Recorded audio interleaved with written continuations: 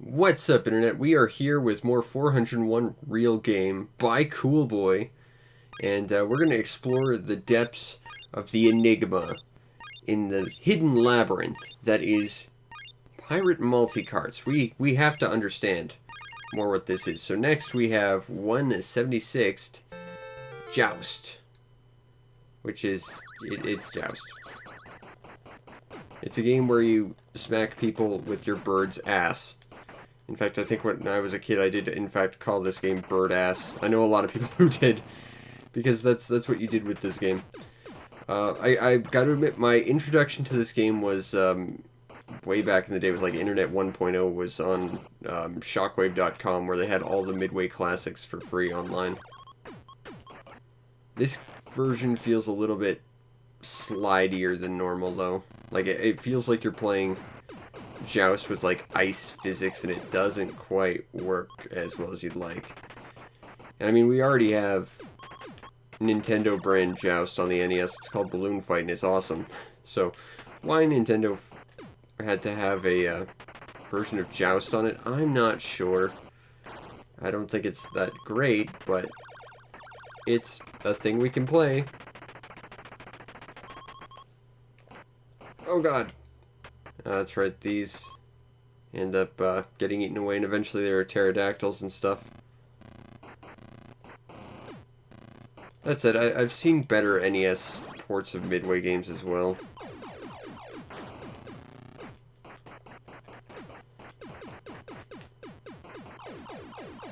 A really fun one is Marble Madness. But we'll play one more game, I guess. But I don't think I'll be spending too much time with this one. Mainly because I don't think it's the most interesting game. Especially since there's already a better version of this game out there. Also, we just died twice in a row because spawning mechanics. And lack of invulnerability while doing said spawning mechanics.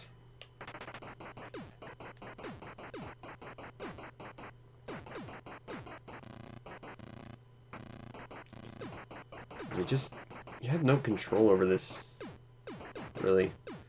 It feels like if you ever play Asteroids, but you like decide to start moving your spaceship, it's like you immediately have no control over it, and it's just like, well, I am now committed to just moving around the screen, even though I've got no actual control. Which is why when I play Asteroids, I tend to just sit in one spot. I know it's probably a very obtuse strategy, but it's really the only way to control that game.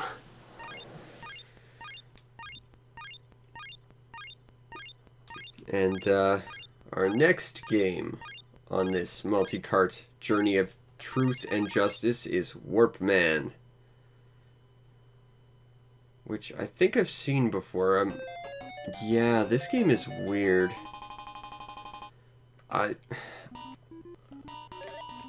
First of all, you play as this guy that looks like Dig Dug for some reason, and you shoot some things. And then eventually a secret warp opens up, and then it kind of turns into Bomberman, sorta. That's really the best way to describe this game. I think they're slowly getting pulled into the black hole in the center, I think is what's happening. Also, we just died with what sounds like Dig Dug sound effects, which makes sense seeing as we do look like the bloke from Dig Dug.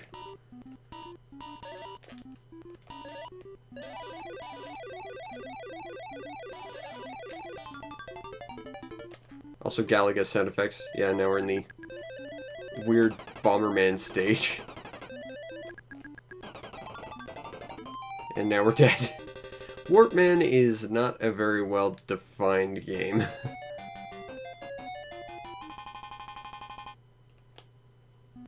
I think the idea is you want to try and hold out here as long as possible. And the monsters you don't destroy here get transferred to the Bomberman stage, which is inside the black hole. And there's like an enemy counter on the side, so it's really just counting how many monsters you've let escape and are going to have to go after later, I think.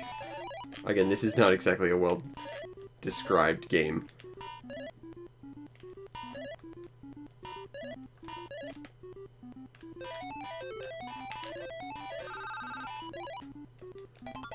We got XR. which I'm betting spells extra. Oh no, it was glowing! Something was actually happening! Let's try it again. I want to see what that glowiness means. We were learning stuff about this game.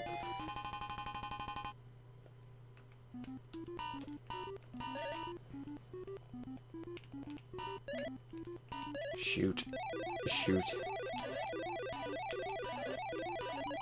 Take that, you silly Kuwagata. Oh no! It's one of the colds from Dr. Mario. It's kind of neat, you can shoot your opponent's shots out of the air, that's cool. Oh no! It's glowing.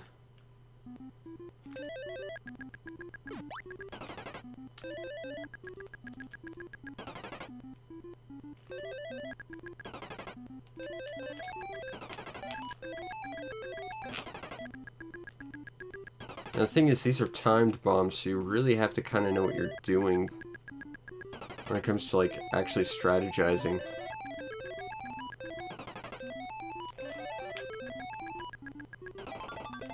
Ah, we killed ourselves.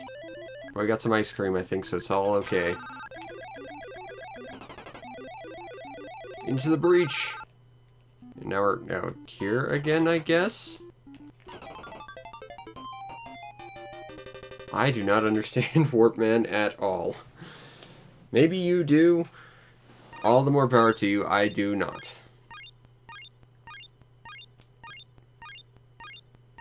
Alright, next we have... Where is it? Devil World. Now, if I recall, this was a game that had a blue plastic shell and a pink label and was only available in Japan. It's made by Shigeru Miyamoto. And it never came to North America because religion. But it's basically Pac-Man with a cross and a devil. And this game is mostly known for it being an assist trophy in Smash now. But he basically... Like, I don't know if you're looking at it, because it actually took me a few playthroughs to realize it, but he's commanding... The little devil up top is commanding the little minions at the bottom of the screen to just slowly... move the entire world around through like a elaborate series of rollers. And I'm about to sneeze.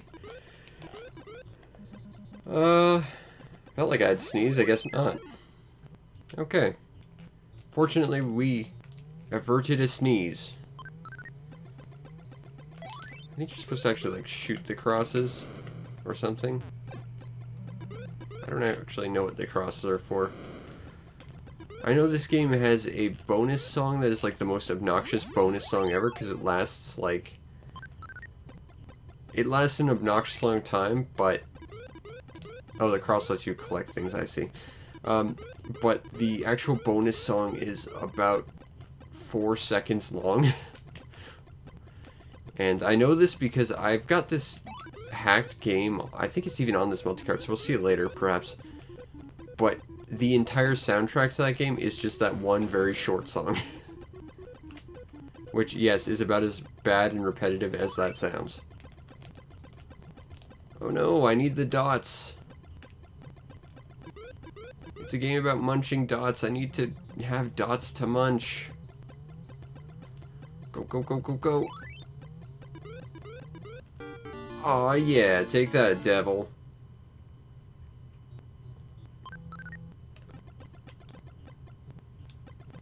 Now we need to get the Bibles to close the devil door, or whatever you want to call it in the center. The place where the ghosts spawn, basically. 2. Oh crap. Now, see, this is a problem because we can't shoot without the cross or the Bibles. So, we're actually kind of in a lot of trouble right about now. Oh crap, we can't go that way. And we're trapped with this little eyeball guy. Go away, Mr. Eyeball. Don't make me poke you. I imagine considering you're mostly eyeball, that would be quite painful. Hooray! Take that, devil. Yeah, we heard him. And now's the awkward bonus music. I'm gonna turn it up just just to enjoy that for a little bit.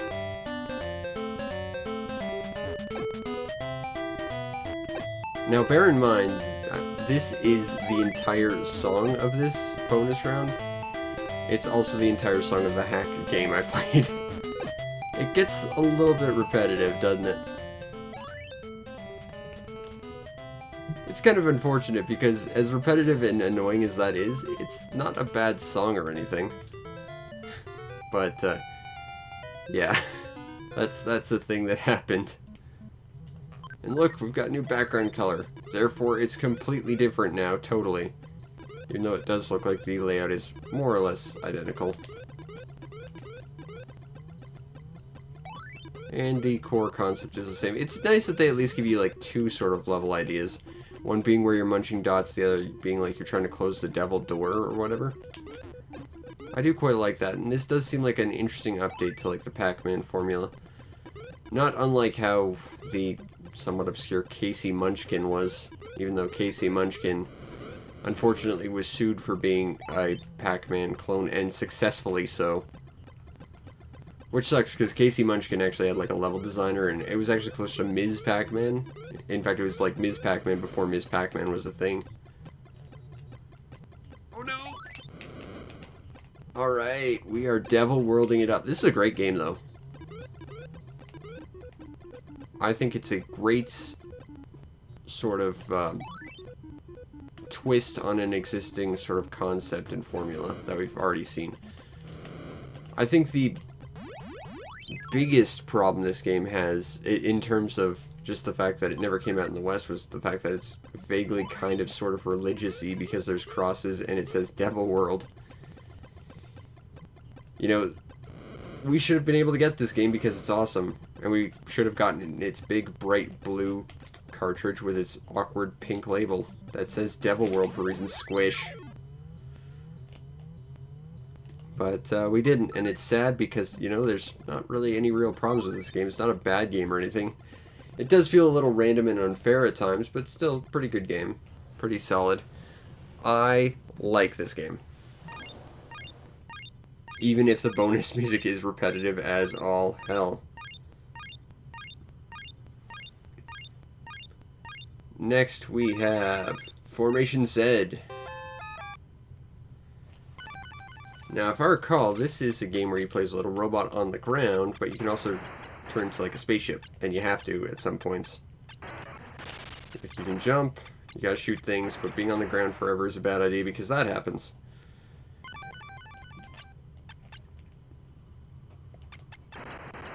We are not getting a lot of music in this recording session.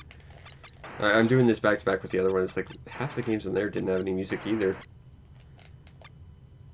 The best we're going to get is that Devil World bonus music. Alright, that I think was fuel, because you need that at some point. Because you can't, okay, you can fly off, that's fine. Ow. Look, I was trying to show off a feature, you jerk. Alright, now we can do this. Now, I noticed the little meter on the right, that's decreasing, that's our fuel. And I think if we don't have that, we crash in the ground. Like, we'll still have time to, like, pull out of our crash and retransform, but if we don't, we just die instantly if we hit the ground.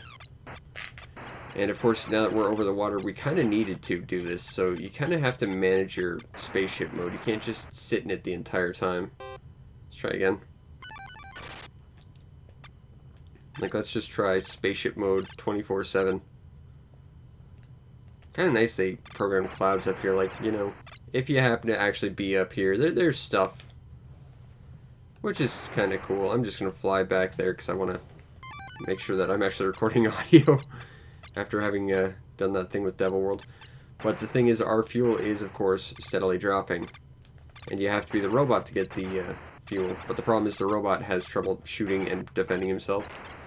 Whereas the spaceship has a smaller profile and is able to actually shoot straight, and relatively it's just got better survivability.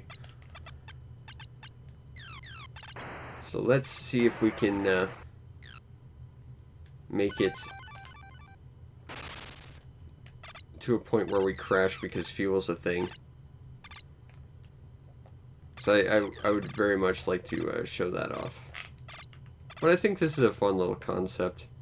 Kind of goes back to the whole Robotech Macross sort of idea of, you know, you're a robot, but you're also a spaceship. And that's cool. And here's where things start going bad because we are now in a dive that I cannot pull out of. I can transform, but of course you can't transform over water or you die. So that's Formation Z. It's an interesting concept, maybe not the best made shmup ever though. I think I like, what was it, Metal Max? I like that game better, or Mag Max or whatever. Here we are. And next we have, I talked about this a few days ago for me, but this is Lode Runner 2. Now, they cut it out of the title, but above Lode Runner it should say Championship. Now, remember what I said about Lode Runner, how it was a nice fun little game and how there was a version that was impossible? Welcome to Impossible Lode Runner.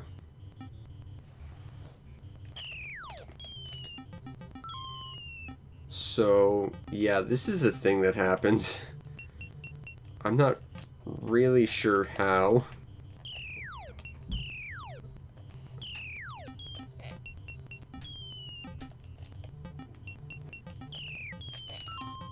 Okay, I think I have to let those robots go at some point. But I don't want to. I really just... And we're already trapped because Championship Lode Runner. Yeah, Championship Lode Runner is a game that likes to screw you over at every single possible conceivable turn because it's designed for people who are insane. Like, the original Lode Runner was definitely an arcadey sort of puzzle game. This game takes all the arcadey bits out and just says, okay, full puzzle game now. Have fun. Whoops. Well, now this happened. Even the Bombermans don't know what to say. They're just like, well, this is a level someone designed for some reason that no one can really fathom because Championship Lode Runner. This is bad. And that's really all I have to say about Championship Lode Runner. Like, I could sit there and try, but I wouldn't get any further than that. That game is stupid. And that will be this page of this multi-cart. So let's just go over them. Joust is, well, it's Joust, but it's not a very interesting version of Joust. And I don't think Joust was a particularly interesting version to begin with. I think Balloon Fight's a better Joust than Joust ever was. Warpman is really more of a weird curio that's confusing more than anything. Devil World is actually pretty awesome. Formation Z, again, more of a curio and an interesting concept than anything. And Lode Runner Championship, or Lode Runner 2, or whatever it's called, bad. Just terrible. Out of these past 5, would I recommend the multi-cart? No, because the only one that I really would recommend is Devil World. And don't get me wrong, Devil World is awesome. In fact, I'm pretty sure you can get an individual Famicom cart for basically nothing, but yeah, I don't think it's worth this torture that the other 4. Anyway, next week we will look at Helicopter, which I'm not sure what that is. I have a few ideas, but I'm not entirely sure. And that'll be next week. And if you enjoyed, subscribe to the channel to see more by me, which is a lot of stuff, I checked. And, you know, if you really want to make my day and help this show out and help see more of this stuff to allow it to be possible, check out my Patreon, support me there, and get yourself on the Patreon supporters Discord, where we'll talk about how awesome Devil World is and how much of a shame it is we never got it over here just because religion, even though Nintendo of Japan was totally fine with it. Anyway, I hope you enjoyed, and I will see you next time. Peace out, Internet.